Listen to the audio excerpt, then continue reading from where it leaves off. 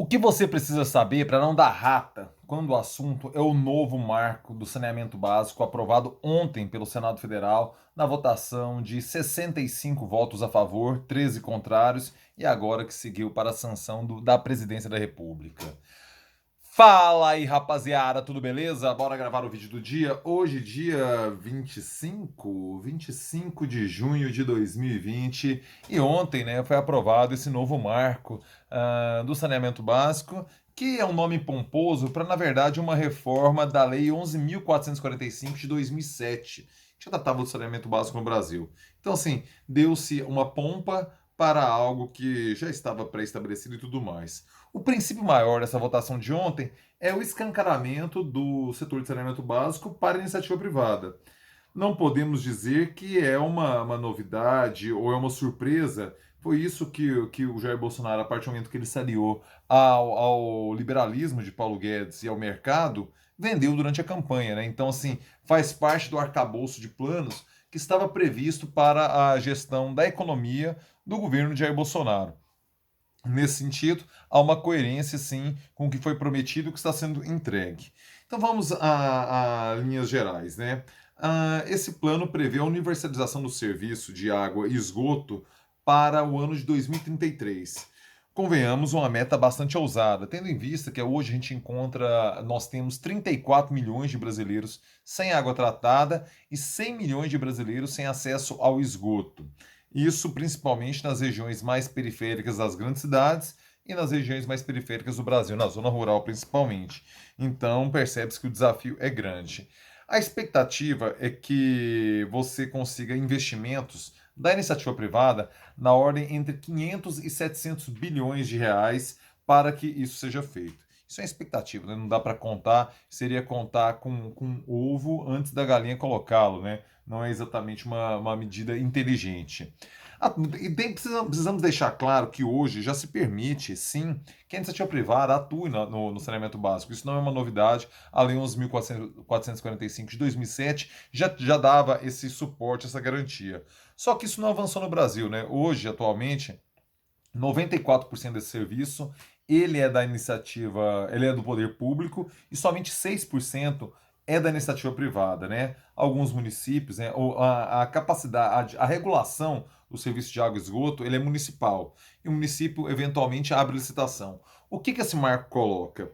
Até março de 2022, todos os municípios do Brasil devem abrir as licitações. Ou seja, quem detém hoje a concessão para operar a água e esgoto na sua cidade vai ter que vencer com uma nova proposta. Ou seja, a iniciativa privada poderá concorrer com as empresas estatais, que normalmente, ou municipais ou dos estados, mas todas de princípio estatal. Estatal, quando eu falo estado, é ente público, não exatamente o estado das 27 unidades federativas.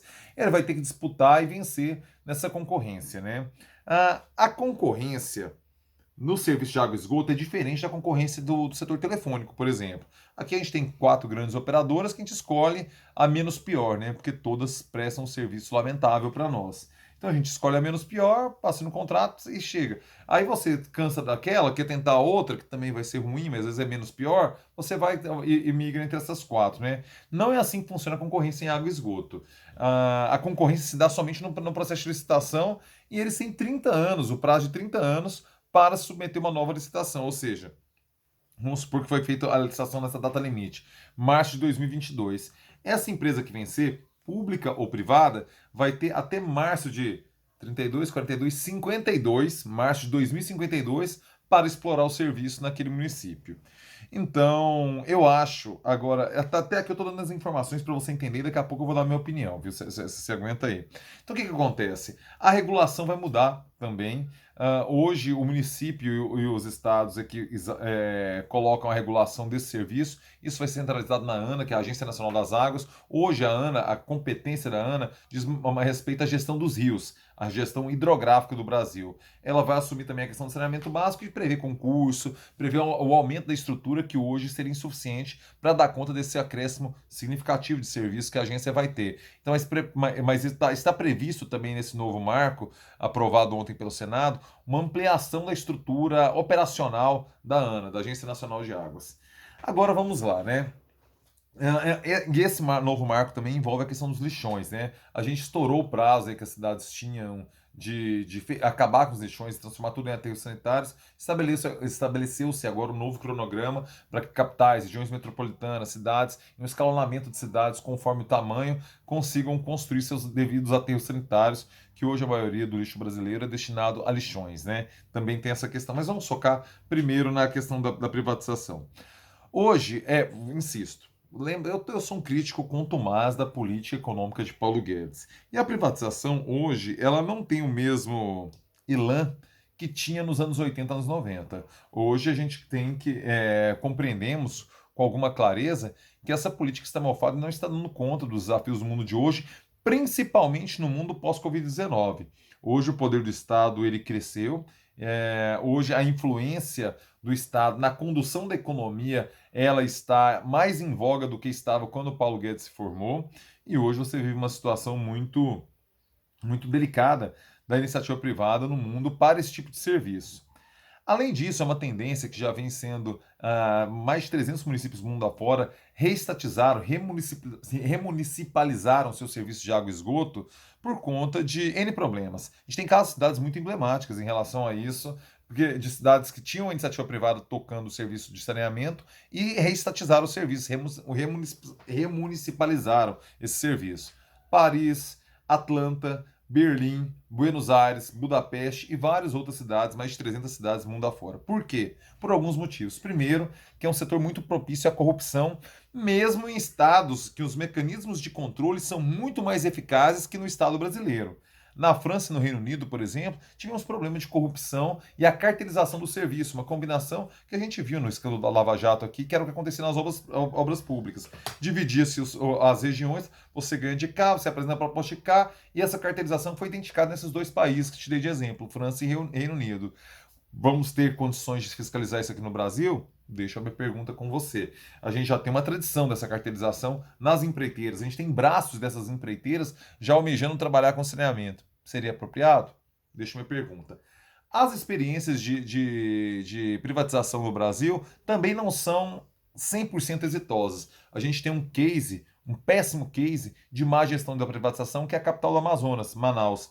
Hoje, Manaus tem índices lamentáveis de serviço de água e esgoto. Toda a periferia, todas as comunidades de Manaus não recebem esse atendimento, os prazos são descumpridos, os contratos não são cumpridos e não temos mecanismos de controle para caçar essa licença, por exemplo, que seja, já que não cumpre o contrato, seria o ideal, né? E aí eu volto na experiência brasileira. O papo da privatização hoje já se mostrou extremamente falacioso do aumento do desempenho, da melhoria do serviço para nós. Nós já temos experiência histórica suficiente para falar que esse discurso é falacioso. A questão da energia elétrica. Aqui no meu estado, Goiás, né, a CELG, que era quem coordenava, a estatal que coordenava a transmissão da energia elétrica, foi privatizada recentemente.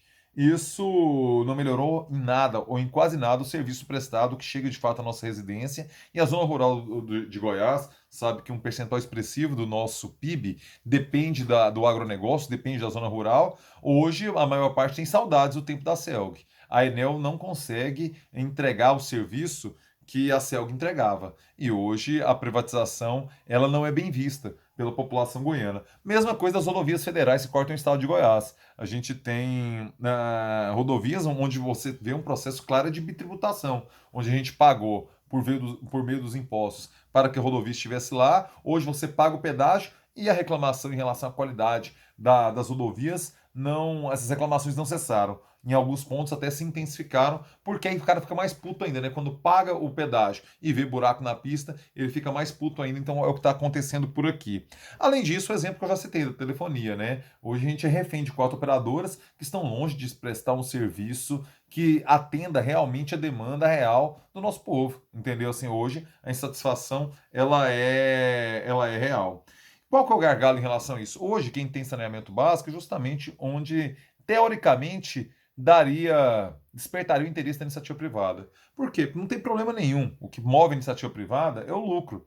E hoje as regiões que dariam lucro para o saneamento básico já estão atendidas, ou seja, seria só uma troca de todo o investimento público já feito em relação a cano, em relação à estação de tratamento de água, estação de tratamento de esgoto, tal serviço, um investimento de infraestrutura caríssimo, seria destinada à seção, perdão, seria cedido à gestão da iniciativa privada sem algum tipo de ressarcimento dos cofres públicos em relação a isso. Então nós temos um problema em relação a isso também.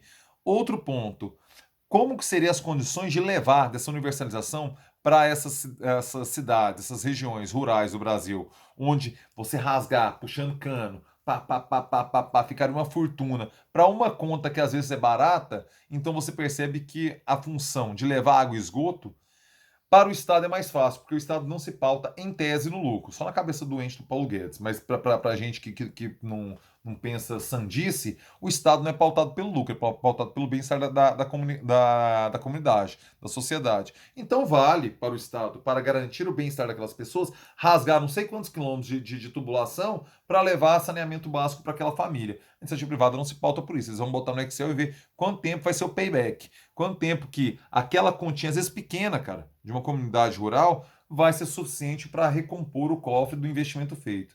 Isso se não for por meio de regulação, se vocês não forem obrigados por contrato a fazer, não farão. Qual a capacidade de fiscalização, gestão e cobrança do Estado brasileiro em relação a isso? Novamente, deixo a minha interrogação para você.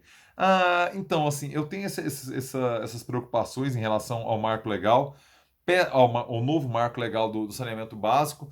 Peço a sua opinião aqui nos comentários, entendeu? Eu acho que eu dei uma geral do que é o projeto e qual a minha opinião. Eu vejo uma situação muito complicada, muito problemática, porque de fato já temos background suficiente no Brasil para botar em xeque essa tal da competência da iniciativa privada que o Estado não teria, da honestidade da iniciativa privada, onde o Estado não seria honesto, porque a gente viu recentemente na Lava Jato também, as questões de corrupção na iniciativa privada, ela se mistura com o serviço público e a corrupção ela é uma mão de dupla, né? Ela vai e volta. A mesma coisa em relação à eficiência. Nós temos exemplos aí de que serviços foram privatizados e não efetivamente melhoraram a qualidade de vida do nosso povo.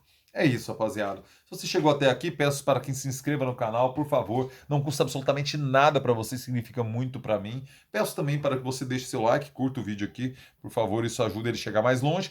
Peço ainda para que você compartilhe com sua rapaziada no Zap, caso tenha gostado do conteúdo, e também ative as notificações, porque todo dia tem coisa nova por aqui, e você fica sabendo assim que eu posto. Beleza? É isso, rapaziada. Amanhã, sexta-feira, dia 26 de junho, vou receber aqui na live Coça Aqui, amanhã às 9 da noite, o historiador Giovanni Felipe. Ele é um especialista em ditaduras na América Latina, para conversarmos sobre a situação do continente hoje. Ele fez o mestrado e está quase terminando o doutorado dele lá na França. Tentar compreender qual a imagem do Brasil hoje na Europa, em particular na França, um país onde a questão ambiental é levada muito a sério. Ele tem experiência, vivência lá dos tempos que cursou o seu mestrado e seu doutorado lá na França. Vamos conversar sobre isso. Então já está aqui, o link já está criado. No sábado eu vou conversar com também historiador, mas já tendendo mais para psicanálise e para filosofia, Diego Moraes, sobre outros assuntos, mas esse eu falo no vídeo de amanhã. Deixa você só com o recado de hoje do Giovanni Felipe mesmo, beleza? Então é isso, rapaziada. Meu sincero abraço para você. Excelente quinta, é nóis!